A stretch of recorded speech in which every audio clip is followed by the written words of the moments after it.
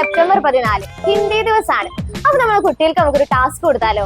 Teacher ഒരു sentence മലയാളത്തിൽ പറയും. നിങ്ങൾ എന്ത് ചെയ്യണം? ഹിന്ദിയിലോട്ട് കൺവേർട്ട് ചെയ്ത് അത് പറയണം. നിങ്ങളുടെ വീട് എവിടെയാണ്?